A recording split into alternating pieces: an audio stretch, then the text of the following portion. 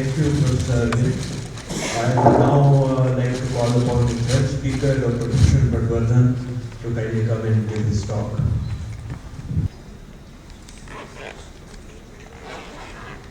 Thank you, INSA, for this invitation. Dr. Laportia is an instrument in bringing me here. And first disclaimer, I am not representing UGC. I am here in my personal capacity as a professor. Because I know UGC is one of the very hot targets when I go in any meetings. There are several issues related to UGC, which I will address if we get time for discussion. I plan to make some points and maybe keep some more time for question answer, so I will save some time. Inside UGC actually are so close to each other, and I found after I am there, by the way, just for 1 year and 2 months. So I am not really typically a Delhiite. I don't intend to become Delhiite. I come from Pune, and I look forward to go back to Pune in my department soon. See, the UGC is this central picture. What you see is recently we have created. After I went to UGC, this is a portrait of the UGC.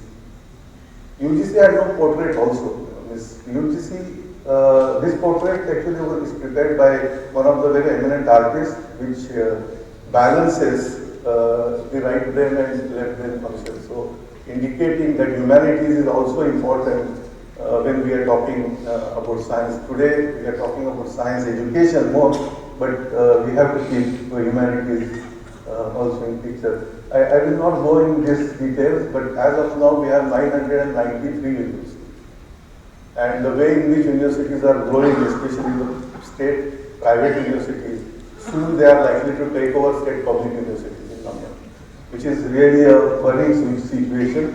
And while we are trying to improve our GER, today it is 2.25.8, and National Education Policy, what we have read, aim to go near 50.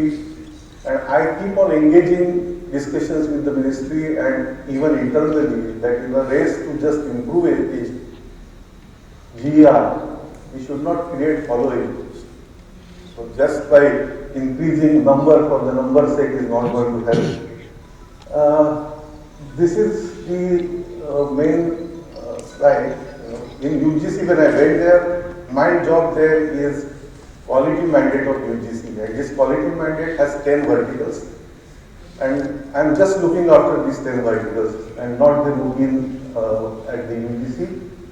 Starts from student induction program, learning outcome-based curriculum, the alumni association networks, quality research, evaluation reforms, life skills, accreditation system, social industry connect, faculty induction program, and ICT-based teaching and learning. These are the 10 initiatives, but today I will just speak about only 2, quality of research, and maybe to some extent all put together some comments on that.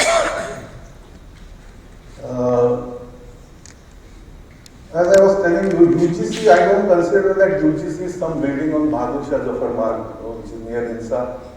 And UGC is composed of all these colleges, 40,000 plus colleges and the universities.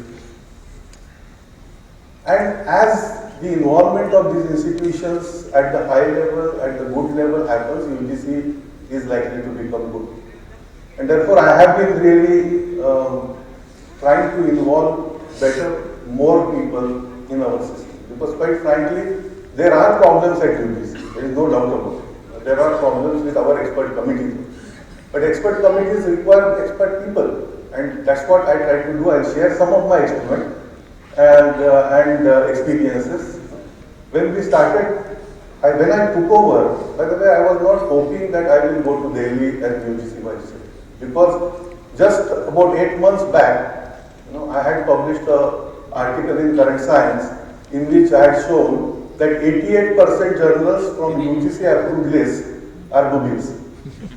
And after publishing this and criticizing UGC publicly, I was not hoping that somebody will invite me to UGC to become vice chairman. So after I joined, my first task was to fix this problem.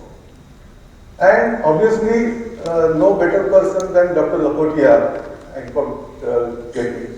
And I must tell you, my experience is the moment we get involved good people in the systems also change.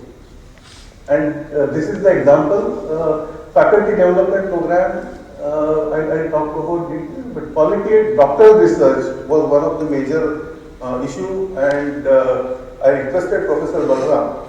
He was also initially not very enthusiastic when I said that come on UGC committee.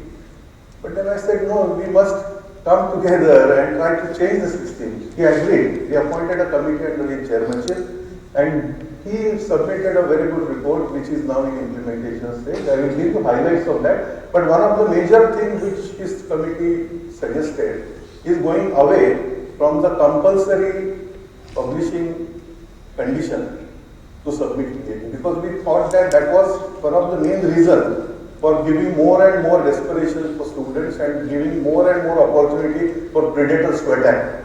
So there are several such changes that his committee has suggested, and we are implementing that. PhD regulations we are changing. Education Research Connect also we are trying to improve. This is the paper I was talking about, the current science paper. You may not even have seen that, so I will not go in detail. But another paper by Sitapati, shows actually the publication pressure that is emerging in our research. So they are really desperate to publish. API, those who are in university system may know this term API, otherwise it is academic performance indicator. In which, for strange reasons, I was also surprised, and we have written about it, that UGC started giving more weightage to international journal than national journal. I don't understand what does that mean. What is international journal and what is national journal? And therefore you will see that during last 15 years, the huge eruption of predatory journals, all of them are international, global, world, Asian, European, American, all these names have come, and these journals are responsible to attract our students and guarantee publications. Look at this, PhDs are on sale. Last month, we filed a criminal police complaint in Delhi police against this company. Look at this company. What they are saying, if you want, there are 3 categories of PhDs and 3 categories of MTech that are on sale, and there is price. One is 35,000, so if you have really average quality, if you want little better, 45,000, and if you want good quality, 55,000. Ready-made PhDs. And not only that, if you want PhD to be awarded to you last year, they will give you with little more. So where we have taken our research to what level, and these are some of the realities in which we are working. That's what I wanted to tell you. The environment in which we are working are really extremely challenging. And the desperation of publish, has created this kind of a temptation to take shortcuts. Look at this banner, and this is a real banner. It's a real picture. Articles, this is the thesis and dissertation, writing and publication in national, international journals and conferences. So what I'm taking you only one component of what we are doing. But this, you may know that one of the publishers from US, Omics, the kind of $50 million was slapped fine, comes from Hyderabad, and all the editorials, and main articles coming in Science, Nature, saying that most of the majority of the predatory authors from predatory journals are coming from India. So we decided at UGC that we will first fix this. So we first cancelled the old UGC list of approved journals. And we said that there is no need for UGC really to come out with anything like approved. The moment you use term approved, there is a legal connotation. And so the responsibility of the university, vice chancellors and professor is zero. Then they say that we will blindly go by number and by the list. That's it. So we have no role in that. And people can fight also. If somebody good, raises that, no, this is bad journal, they will say, no, you have to give it because it is a UGC approved. So first thing we did, we cancelled that and we said why UGC should decide which journal is good and which journal is bad. And I must mention that Dr. Lakhotia contributed to this entire exercise immensely. Consortium for Academic and Research Ethics CARE we formed with members, almost all academies and all councils are members. INSA also is represented in CARE. So CARE members together, and then we decided that there is a process to submit journals to this, and there are 4 regional universities. Those who want to really submit journals come to these regional universities, and there is a journal analysis cell established in Pune University, which actually do a lot of due diligence, and then it is included. So this CARE list is now available, and you can really log in care.unipune.ac.in for more details. Second thing is we keep on evaluating universities and colleges and even the faculty members based on what research they are doing. When their activity in majority of the cases is teaching, but we evaluate them based on research. And we don't have very good system to evaluate actual quality of teaching. We don't have those metrics, those measures. But we don't ask ourselves at UGC that what we are doing for them really to encourage or to do research. Because many of the colleges and universities will be in so bad shape, they may not have even simple things to do. So what we decided, we should also create a new program, and this new program is called STRIDE, Scheme for Transdisciplinary Research for India's Developing Economy. It has 3 components. And again, when I prepared this kind of a concept, I involved people. Dr. Lakhotia, Dr. Raman, Dr. Sridhar Gadre, Dr. Devdutt Das is here. He handled component 1 very effectively. Component 1 is for research capacity building in colleges and universities. We give up to 1 crore grant. Component 2 is for, earlier UGC was giving minor and major research project, very small amount, 4 lakh, 5 lakh.